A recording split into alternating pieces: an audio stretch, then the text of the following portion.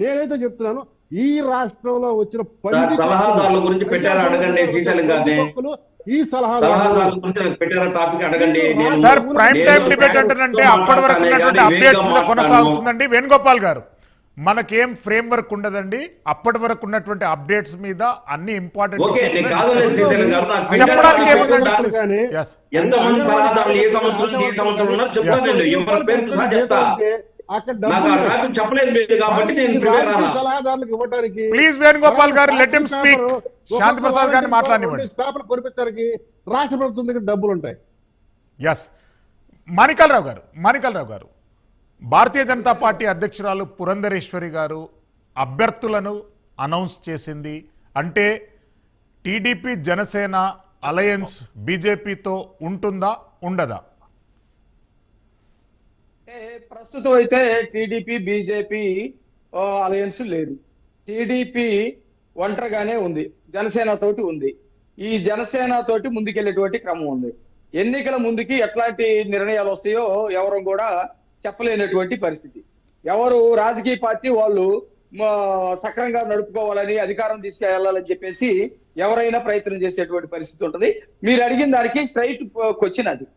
రెండోది, ఇంకేమైనా అడుగుతారా నేను చెప్పమంటారా? ఆయన అడిగినది సమాధానం చెప్పండి. ప్లీజ్ కంటిన్యూ అండి. నేనేమంటానంటే ఇసుక విధానం గురించి ఆయన చెబుతాడు. వీళ్ళ దగ్గర ఒక సాక్షి పత్రిక ఉంది, ఇంకో కొన్ని పేపర్లను టీవీలు కొనుక్కున్నారు. వీళ్ళంతా చాలా బ్రహ్మాండంగా ఉన్నట్టు ఆ సాక్షి పత్రికలో రాస్తా ఉంటారు. సాక్షి పత్రికని ఇంటింటికి ఊరికే వేస్తున్నారు.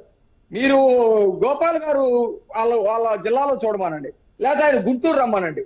ప్రతి కొట్టు దగ్గర, ప్రతి హోటల్ దగ్గర, ప్రతి నలుగురుండే చోట పేపర్లు ఫ్రీగా వేస్తున్నారు. బలవంతంగా కొద్దిమంది చేత కొనిస్తా ఉన్నారు. ఇదంతా ఎవరు డబ్బు? తర్వాత ఇప్పుడు డిబేట్ స్టార్ట్ అయ్యి దాదాపు 30 గంట అవుతుంది. ఈ 30 గంటలో సలహాదారులు నీకే గుర్తు లేకపోతే కనీసం 10 మంది పేర్లు చెప్పండి. సలహాదారులు 59 మంది ఉన్నారనేది వాస్తవం. 10 మంది పేర్లు చెప్పండి. డబ్బులు అయితే ఇస్తున్నారు కదా, ఎవరు డబ్బులు ఇస్తున్నారు? మీరు ఆగండి మాట్లాడేటప్పుడు. ప్లీజ్. జగన్మోహన్ రెడ్డి జేబులో డబ్బులు ఏమైనా ఇస్తున్నారా? సాక్షిలో వచ్చి లాభం ఏమైనా ఇస్తున్నాడా? లేకపోతే సిమెంట్ ఫ్యాక్టరీలో వచ్చినటువంటి డబ్బులు ఏమైనా ఇస్తున్నాడా? నేనేమంటున్నానంటే సలహాదారులు ఇంతమంది అవసరం ఏంటి? ఐఏఎస్ ఐపీఎస్ ఆఫీసర్ మొత్తం తీసి పడేసేయండి. మాకు అవసరం లేదు, మేము కొత్త విధానాన్ని పెట్టుకుంటాము. మాకు రాష్ట్రంలో ఐఏఎస్ ఆఫీసర్ అవసరం లేదు, మీ సలహాలు అవసరం లేదు, మీ పరిపాలన మాకు అవసరం లేదు, తీసి పడేసేయండి. తర్వాత అవగాహన లేదన్న దానికి మీరు పెద్ద ఇదైపోతా ఉన్నారు. అవగాహన కనుక ఉంటే అన్నా అదే తీసేనా సిపిఎస్ అది వారం రోజుల్లో తీసేస్తాం లేదా అని మీ ముఖ్యమంత్రి మాట్లాడాడు. ముఖ్యమంత్రి కాకముందు, ముఖ్యమంత్రి అయిన తర్వాత ఏం మాట్లాడారు?